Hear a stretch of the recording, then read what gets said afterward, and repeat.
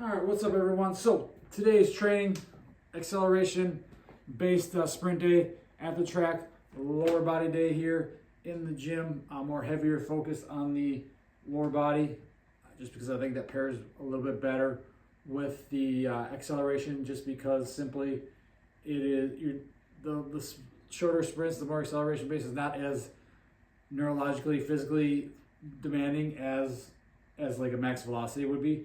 So that goes better with the lighter weights, the more explosive weights in the weight room, and then the heavier weights which are more demanding on the body there, more that max effort, that higher intensity.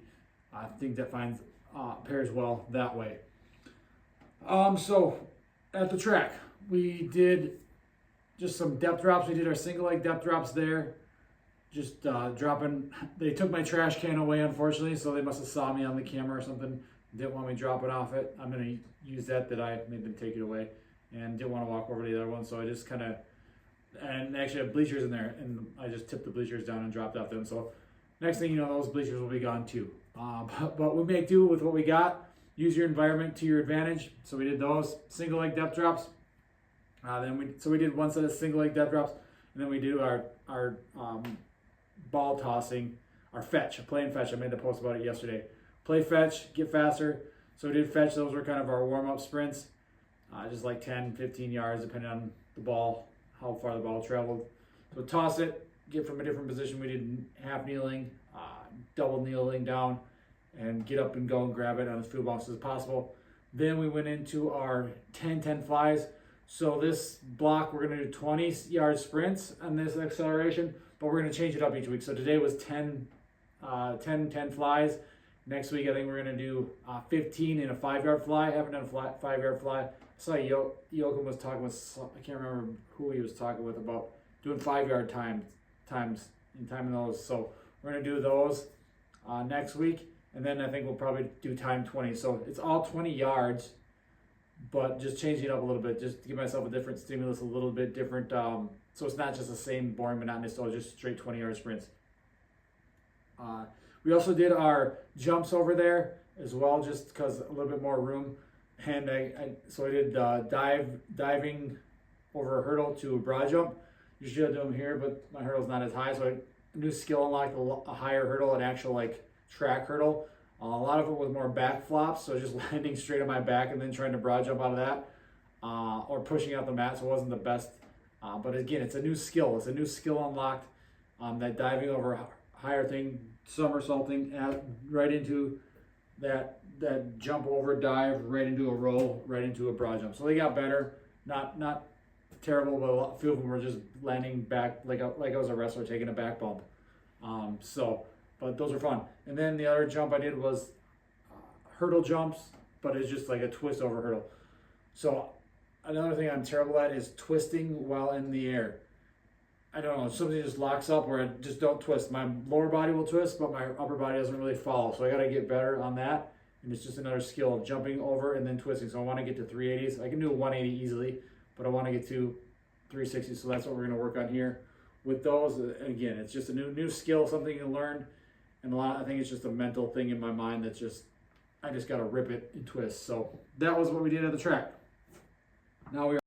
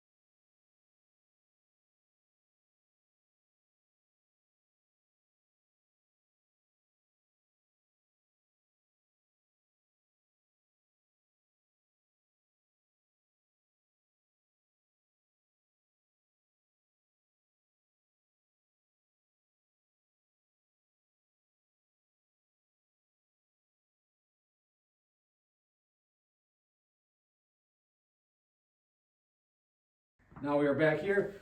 We're gonna go block cleans. Again, first week back into Olympic lifting. Again, I can't do snatches in here. Upper body days. I like to do snatches usually, but we're gonna do kind of the landmine snatches on our next upper body day. But today we're gonna do block cleans. So starting from that dead stop, block power cleans, I should say, and explode up. Going heavier on these, just a few reps. But I also want to get, I'm not great at the front rack position typically. Tight lats, tight triceps. So I saw Yoakum do these too. So I'm stealing these again from him. And you just grab in, and then it's just